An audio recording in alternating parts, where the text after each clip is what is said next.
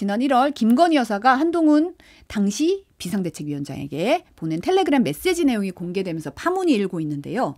어제 CBS 한판 승부에서 김규환 논설실장이 핵심 내용 발췌해서 재구성한 메시지 내용 잠시 보겠습니다. 최근 저해 문제로 물의를 일으켜 이게 명품백 수수 의혹 논란에 대해서 얘기한 것 같아요. 부담을 드려 송구하다.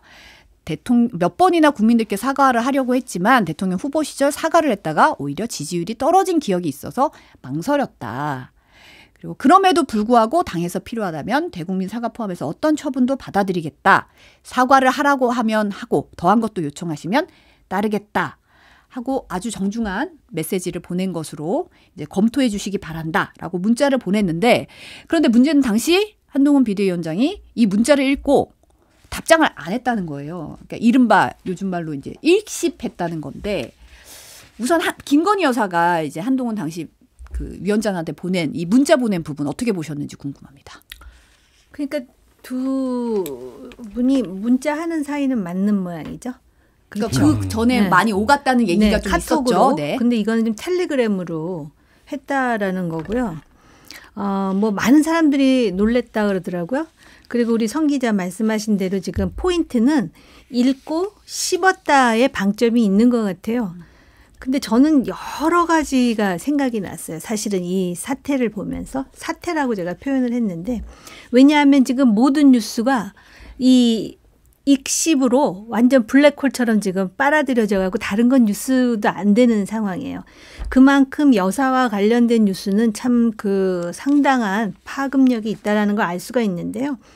일단 뭐냐면은 지금 현재 한국 정치에서 김건희 변수를 빼놓을 수가 없는 상황이다라는 거. 네. 그다음에 두 번째 윤한 갈등은 앞으로도 계속될 것이라는 거. 그리고 지금 이 익십으로 아마 당원들이 좀 흥분할 것이다라는 기대감을 갖고 있나 이런 생각을 하게 되면서 어떻게 해서든지 한동훈 후보가 당대표가 되는 것을 원하지 않는 쪽에서는 결선 투표를 위해서 모든 수단을 강구할 것이다 이런 생각이 나고요. 그리고 당대표를 뽑더라도 당이 통합되기에는 상당한 진통이 따를 것이다 이런 생각이 들면서 솔직히 수가 들여다 보인다. 그러니까 이 상황이 발생이 되면 이것의 함의가 무엇이고 막 이렇게 여러 가지 해석이 가능해야 되는데 딱 보여요. 맑은 물처럼. 너무 투명하다. 의원님도 그런 생각 드셨죠?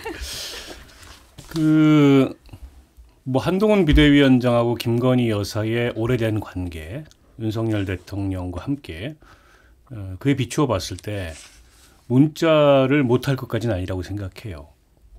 그런데 대통령 영부인이라는 지위라면은 그보다는 공적 소통을 하는 게 바람직했겠죠.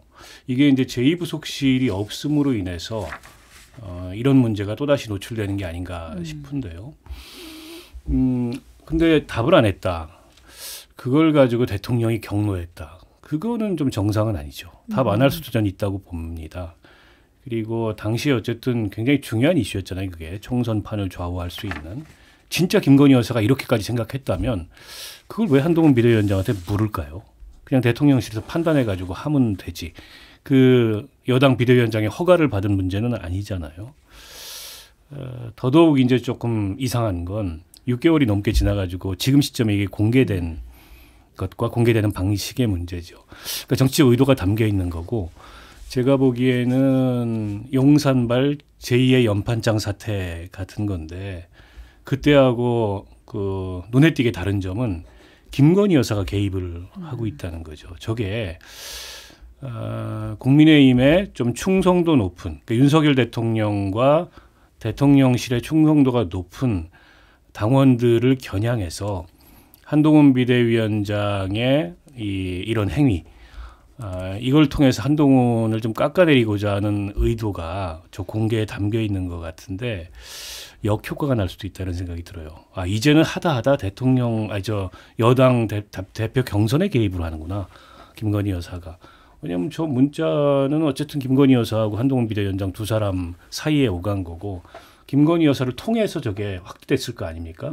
아는 사람들이 알게 됐다는 것은 이 시점에 공개한 것도 그 의중이 담겨 있지 않으면 공개가 안 됐을 텐데 저게 꼭 그 대통령가 만약에 의도를 가지고 공개한 사람이 있다면 그 의도대로만 결과가 나타날까라는 면에서 약간의 이제 양날의 칼이 될 가능성도 있다고 보고 앞서 이제 정 의원님 말씀에 저도 공감하는데 전당대회 후유증이 이미 예견돼 있다고 봅니다. 누가 당대표가 되든 간에 당의 어쨌든 통합 뭐 이런 거는 좀 어려워 보이고 윤한 사이에 이른바 이제 긴장이나 갈등이라는 거는 이게 이제 시작이다.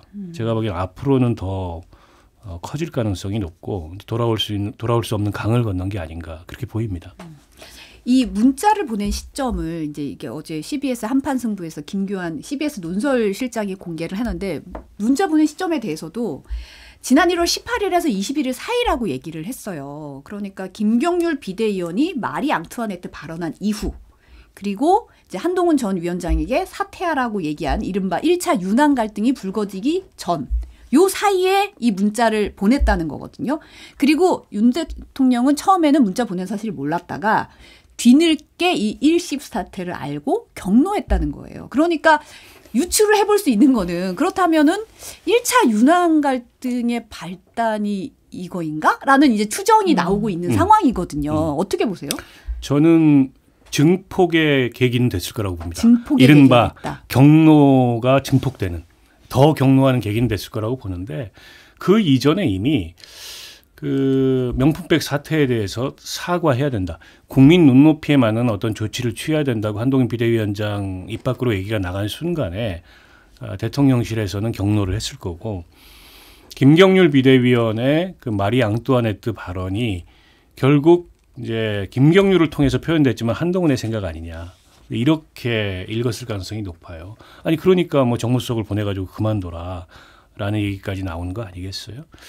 그래서 저는 저 문자가 발단이 됐다기보다는 증폭의 계기가 됐을 거다 이렇게 보고 저 문자 아니더라도 이 명품백 사태에 대해서 금기 여인 이제 김건희 리스크를 거론한 순간에 이미 이제 그 관계가 틀어지기 시작했다 이렇게 보입니다. 지금 아까 이 무슨 의도로 이런 걸 공개한 사람이 있는지 모르겠으나 그랬는데 그 문자는 둘이 한 거잖아요. 네. 근데 한동훈 후보가 했을 리는 없잖아요.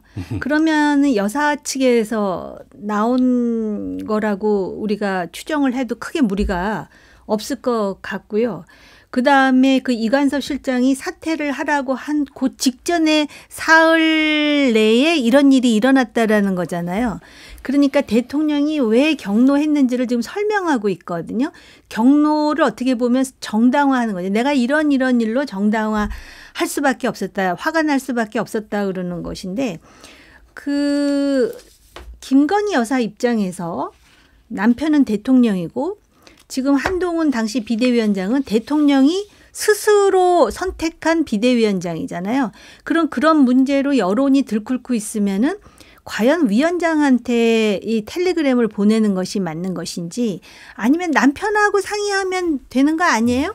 그 당이라는 것도 남편 중심으로 이루어진 당이라고 해도 그것 자체도 큰 무리가 없는데 그리고 이게 왜 지금 나왔을까? 지금 당대표를 뽑는 와중에 3대 1로 지금 한동훈 배신자론이 막 끓고 있는데 이것 자체로 활용 점정을 찍으려고 했나? 라는 생각이 들어요. 근데 읽고 씹은 거는 맞는 것 같아요. 지금 한동훈 측의 그 반응을 보면. 그래서 사람들이 이걸 가지고 과연 아니 여사의 메일을 답장도 안 하고 씹어 이런 사람들이 많을지 아니면은 그런 와중에도 그걸 씹었네 이렇게 생각할 사람이 많을지 그게 이제 당내에서 나눠질 것 같고요. 이런 일이 이렇게 드러난다라는 거는 과연 그 여사나 대통령 입장에서도 이게 바람직할까? 또 여기에 이제 또 그 다양한 조욕들이 등장을 해요. 장해찬도 나오고 뭐 월요일 날 뭔 얘기를 하겠다 그러고 아주 무슨 드라마 이런 막장이 어디 있어요. 솔직히 저는 막 비판을 하면서도 재미지는 거예요, 이게. 그러니까 지난 그 전당대회 때 네. 아무 말도 하지 않으면 아무 일도 일어나지 않는다. 사태 비슷한 게 또 일어나고 있는 건데 그때보다 더 사실은 말하자면 나쁜 거죠. 지금 이 상황이. 네. 어떻게 보면 이제 대통령 영부인까지 개입을 해서 당시에 주고받았던 문자의 내용까지 전달이 되고 일부 지금 보도에 따르면 문자를 한 번 보낸 게 아니고 5번 보냈다. 전화했는데 전화도 안 받았다. 뭐 이런 얘기가 이제 관계자들 말로 막 나오고 네. 있어요. 그래서 한동훈 비대위원장이라는 사람이 얼마나 예의가 없는 사람인가라는 거를 부각시켜서 이를테면 국민의힘의 당원들을 정서적으로 자극하기 위한 그런 작업에 들어간 것 같아요. 이게 공개되는 지금 이 방식이나 내용을 보면 이렇게 해서라도 어쨌든 한동훈을 막겠다라는 이제 용산의 의중이 분명하지 않고서야 이런 내용이 공개될 리가 없죠. 근데 여당의 당대표 선거를 하면서 총선 참패 이후에 친윤이니 반윤이니 하는 걸로 구도가 만들어지고 그걸 가지고 후보들 간에 뭐 배신자다 아니다 이런 설전을 하는 것도 볼썽사나운데 급기야 이제 뭐 대통령 부인이 문자를 보냈는데 그걸 씹었니 안 씹었니를 가지고 이 논란을 벌인다면 진짜 희대의 막장극이 되는 거다. 이 여당의 전당대회라는 게 굉장히 부끄러운 일이고 총선 이후에 대통령부터 시작해서 여권 전체가 과연 총선에서 뭘 느꼈나? 총선 이후에 어떤 조그마한 성찰이나 반성이라도 있었나? 라는 생각을 하지 않을 수가 없습니다. 근데 이제 그런 얘기 많이 했잖아요. 이제 용산이 움직일 거다. 그냥 있지는 않을 거다. 이런 얘기 했는데 그렇다면 이제 천하람 의원이 오늘 그 얘기 했거든요. 지난 전당대회가 대통령의 개입이라고 한다면 이번 전대는 김 여사의 전대 개입이다. 이렇게 얘기를 했는데 그러면 이제 이게 하나의 움직임이라고 보시는 거죠? 아니 그렇지 않고서는 저런 내용이 공개될 수가 없어요. 왜냐하면 공개해도 좋다라는 의중이 있기 때문에 저게 공개가 되는 겁니다. 그리고 더 공개하겠다. 뭐 이런 예고까지 지금 나오고 있잖아요. 네. 그리고 오늘 아침부터 급기야는 뭐 5번 보냈다. 전화했는데 전화도 안 받았다. 이렇게까지 지금 저걸 확정하고 있어요. 저건 분명한 의중인 거죠. 그래서 사실은 원희룡 그 후보가 출마 의사가 없다가 갑자기 출마할 때부터 용산발 전당대회 개입이 시작이 됐다고 보이고 최근 들어서 이제 광역단체장들은 사실은 지위나 역할상 굉장히 독립적인 정치인들입니다. 근데 이제 홍준표 시장은 원래 그랬다고 치고 근데 나머지 광역단체장들도 일제히 지금 대통령실과 코드를 맞춰서 한동훈 비대위원장에 대한 비판적 기조를 보이기 시작했어요. 오세훈 시장 같은 경우에 면담을 했습니다만 여전히 좀 비판적인 코멘트들이 있거든요. 그런데다 급기야 이제 뭐 이런 내용들이 공개가 되고 또 일각에서는 1차 경선 이전에 단일화가 시도될 거다. 나경원, 원희룡 후보 사이에 뭐 이런 얘기들까지 돌아다니는 걸 그렇죠. 보면 네. 저거는 명백히 어쨌든 대통령실이 영향을 미치기 시작한 거죠. 전대에. 글쎄요. 지금 이렇게 김 여사가 자주 언급되는 게 과연 한동훈 후보에게 독일까? 아니면 득일까? 이걸 잘 모르겠는 게요. 지지자들 사이에서도 이렇게 대통령도 아닌 영부인이 이런 모양새로 언급되는 거에 대해서 과연 다 동감을 할까? 아마 단순하게 이렇게 생각한 거 아닐까. 지금 그 당원들을 보니 통계적으로 수도권이 한 37%에서 왔다 갔다 하고 영남 지역이 40%에서 왔다 갔다 하는데 그 영남 지역은 특히 그 박근혜 전 대통령 탄핵 이전부터 이 배신자론에 대해서 굉장히 예민하게 반응을 해요. 그렇기 때문에 배신자라는 용어를 가지고 프레임을 씌우면 이것이 이번 경선에 상당히 파급이 될 것이다라고 생각을 하는 것인가?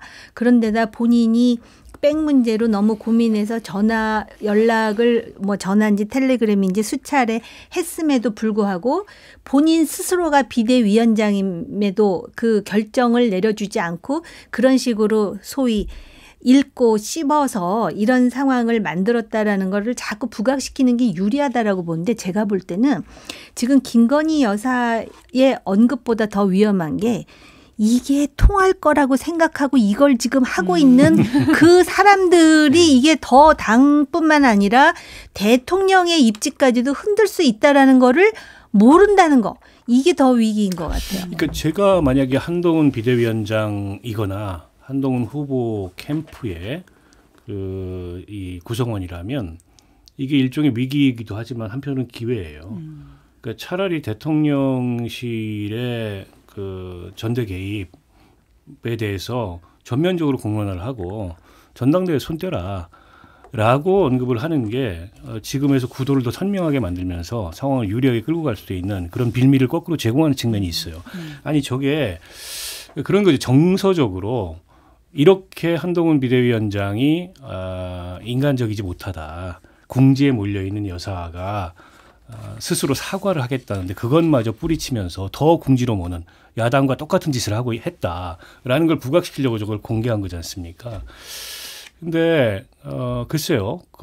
그런 측면이 더 부각이 될지 아니면 대통령 영부인이 급기야는 여당 비대위원장한테 저걸 보내가지고 내가 사과를 해야 될지 말아야 될지 이걸 상의하자고 아니 대통령을 통해서도 얘기할 수 있고 대통령실에 관계자들을 통해서도 얼마든지 당의 의견을 전달할 수 있는데 이렇게까지 뭐 여당까지 좌지우지 하려고 그랬던 거야? 라는 게 부각이 될지 이거 모르는 거거든요. 그런 면에서 그 대통령이 전당대회에 개입하는 방식이 여전히 너무 거칠다 이런 생각이 듭니다.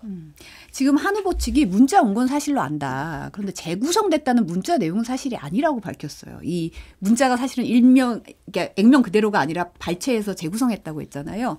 근데 한동훈 후보가 오늘 오전에 직접 입장을 밝혔거든요. 잠시 영상으로 보고 오겠습니다. 왜 지금 시점에 이런 얘기가 나오는지 좀 의아하고요. 저는 집권당의 비상대책위원장과 영부인이 사적인 방식으로 공적이고 정무적인 논의를 하는 것이 적절하지 않다고 생각합니다. 총선 기간 동안 대통령실과 공적인 통로를 통해서 소통했고요. 당시에 국민의 걱정을 덜어드리기 위해서 어떤 방식으로든 사과가 필요하다는 의견을 여러 차례 전달한 바 있습니다. 그 정도 말씀드리죠. 한 후보 발언은 어떻게 보셨어요? 저는요 개인적인 생각인데 낚였다는 생각이 들어요. 왜냐하면 지금 답변을 하는 거 보면은 당시 얘기를 하잖아요. 본인은 정무적으로 공적인 영역과 사적인 영역을 구분하기 위해서 그리고 왜 지금 이런 시점에 얘기가 나오는지 의아하다 그랬잖아요. 근데 아까 박 의원님이 정답을 얘기하셨어요.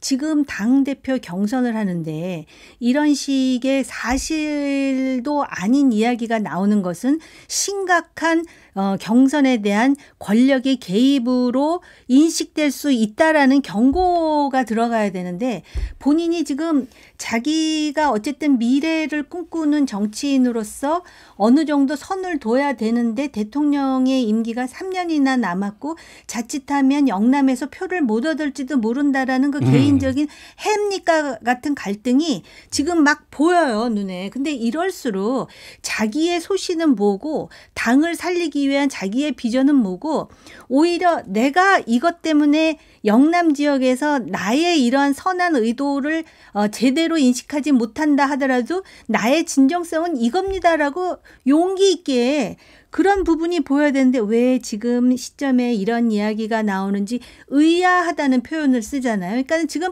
이런 상황이 본인은 굉장히 그 불만스럽고 이건 아니다라고 보면서도 굉장히 그 용어 하나에 신경을 쓰고 있다라는 게 보여지거든요. 그런데 제가 볼 때는 그런다면요. 그 캠프 내에서 이준석이 방법이 효과가 있을 거라고 그러면 딱 그렇게 가든지 아니면은 그 대통령한테 자기는 90도 인사하는 그런 방향으로 나가겠어요라고 하든지 양당 간에 그걸 못하고 이렇게 줄타기를 하는 것 같은 그게 어떨 때는 상당히 도움이 될지 모르지만 지금 이미 여사 문제가 이렇게 나오게 되면은 오히려 그거를 역으로 활용할 수 있는 전략적인 그런 계산까지도 할 수 있어야 정치를 할 수 있는 거 아니에요, 의원님? 그죠? 아니 이제 뭐 어제 이슈가 됐고 오늘 이제 그에 대해서 서로 간에 뭐 공방이 오고 간 거니까 아마 한동훈 비대위원장 쪽 캠프에서도 이 상황을 어떻게 대응할지 조금 이제 논의를 하겠죠. 근데 이제 지금 의원님 말씀하셨듯이 양면성이 있거든요. 저 이슈 자체가. 그러니까 이게 당원들에게 국민의힘의 로열티 높은 특히 이제 대구 경북 지역의 당원들에게 한마디로 이제 한동훈은 싸가지가 없다. 이런 식의 이제 이 평가로 귀결될 수도 있겠지만 아니 뭐 김건희 여사가 여기까지 개입을 해? 급기야는? 그리고 또 이번에 전당대회 대통령실이 이런 식으로 나와? 그러니까 어느 측면을 부각시키고 어느 측면을 이를테면 쟁점을 흐려야 될지 이게 뭐 판단이 있겠죠. 근데 어찌됐건 간에 이 국민의힘의 전당대회 구도는 더 선명해졌습니다. 이제는 이제 한동훈 대 대통령의 구도가 돼버렸다. 이렇게 되면서 그러면 지난 전당대회 때 대통령실이 정말 노골적으로 개입해가지고 어떻게 보면 수직적 당정 관계의 극단을 보여줬고 그게 총선 참패의 하나의 원인이 전 됐다고 봅니다. 그 가장 큰 원인은 아닐 수 있겠지만 근데 그걸 지금 또 반복하고 있는 거예요. 그러니까 윤 대통령은 전혀 달라질 생각이 없고 당에 대해서 어떤 자율성을 부여하거나 뭐 이럴 생각이 전혀 없다는 게 분명해졌고요. 한동훈 비대위원장이 설사 당대표가 이 난관을 뚫고 된다 하더라도 저 두고두고 문제가 될 거거든요. 그래서 이게 여당이 앞으로도 대통령실과의 관계에 있어서 어떤 식으로든지 순탄치 않겠다라는 생각이 들어요. 저는 사실 어제 한국자유촌연맹 창립 70주년 기념식 행사장에서 이제 만났잖아요. 이 장면 상당히 의미 있게 봤는데 리포트 영상 잠시 보고 오겠습니다. 국민의힘 총선 사령탑을 지낸 한동훈 전 비상대책위원장과 윤석열 대통령이 총선 참패 뒤 처음으로 한 행사장에서 만났습니다. 석 달 반 104일 만의 만남이었지만 1초 남짓한 인사가 전부. 한 전 위원장은 곧장 시선을 돌렸습니다. 몸을 숙이고 한박 웃음을 지으며 화기애애하게 인사를 나누고도 계속해서 윤 대통령만을 바라본 나경원, 원희룡 후보와 확연히 비교됩니다. 좀 상당히 냉랭한 분위기였어요. 아니 그러니까 저런 것도 지금 어떻게 보면은 그 지금 정치는 과거에 비해서 훨씬 여러 가지로 자기한테 유리할 수 있어요. 예를 든다면은 한동훈 후보가 비대위원장 시절인가 그 김대중 대통령 기념식에서 문재인 대통령 전 대통령의 부인인 김정수 여사가 인사를 하는데 그냥 지나갔어요. 근데 본인은 굉장히 공손하게 인사를 했거든요.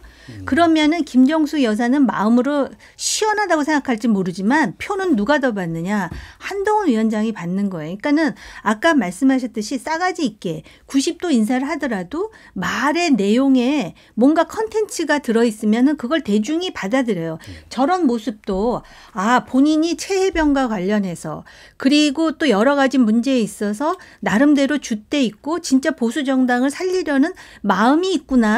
이 진정성이 느껴지는 게 중요하지 자꾸 그 포커스를 대통령에게 두니까는 대통령이 사실 그 불과 몇 달 전에 대통령이 뭐 직접 한 건 아니지만 나경원 당시 전 의원이죠. 근데 초선 의원들 연판장 때문에 수모당하는 거 보세요. 그러니까 정치라는 거는 지금 당장 어떤 일이 있다 그래서 그게 전부를 규정하는 거 아니거든요. 그러니까는 한동훈이 보수를 살리려고 그러는데 저렇게 수모를 당하고 왕따를 당하는 걸 이거 보여주는 게 본인한테 훨씬 유리해요.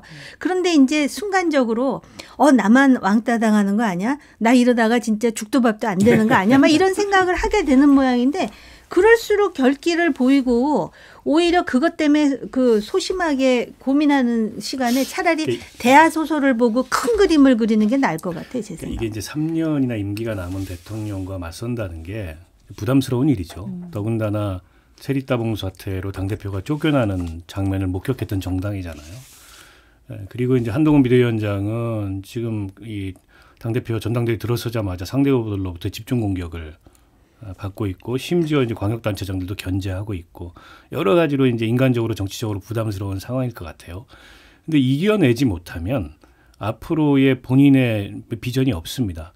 윤석열 대통령 스타일상 다시 이제 손을 내밀고 뭐 화해를 하고 이럴 사람이 아니라는 걸 누구보다 한동훈 비대위원장이 잘할 거예요. 본인이 제일 잘한다. 네, 그러면 자기 길을 가야 되고 자기 길을 가는 거는 어쨌든 이제 국민과 여론을 보고 이제 크게 행보를 해야 되고 정말 달라지겠다. 달라져야 뭐 보수도 본인도 이제 국민의힘이라는 정당도 이제 새로운 전망을 찾을 수 있다. 이런 관점에서 조금 이제 작거나 사사로운 것들은 연연하지 말고 사실 좀 굉장히 당혹스러운 상황이에요. 대통령이 저렇게 노골적으로 왕따를 시키면 누구나 당혹스럽죠. 더군다나 선거에 임한 그게 입장에서. 뭐 그렇게 옛날에는 민주화한다 그래갖고 고문도 당하고 감옥에도 몇 년씩. 아니, 뭐 이분은 그런 분이 아니 아니니까. 그런 사람이 아니라도 그런 정도의 결기가 있어야 국가의 리더가 되는 거지. 그렇지 않으면은 네. 범부지 범부. 저는 한동훈 비대위원장이 윤 대통령과 사실은 똑같은 길을 걸어왔잖아요. 검사로서, 엘리트 검사로서, 특수부 검사로서,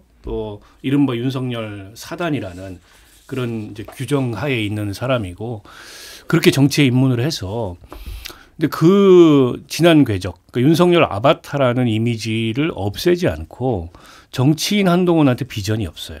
근데 윤석열 아바타라는 이미지를 확실히 없앨 수 있는 기회가 지금 온 겁니다. 여기서 본인이 어떻게 하느냐에 따라서 저는 오히려 머뭇거리면 안 된다고 봐요. 그 점에 있어서는 정욱이 의원님하고 의견이 같아요. 머뭇거리면 안 된다. 머뭇거리지 말고 자기 길을 가야 한다. 그렇죠. 설사 그로 인해서 전당대회에서 떨어지는 한이 있더라도 그렇게 머뭇거리지 않고 자기 길을 갔을 때 정치인 한동훈의 길이 생길 수 있다고 봐요. 그렇게 하면 전당대회에서 안 떨어지지.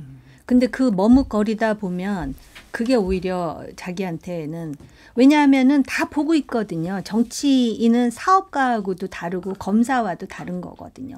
위계 질서가 아니거든요. 대중으로부터 얼마만큼 동의를 얻느냐거든요.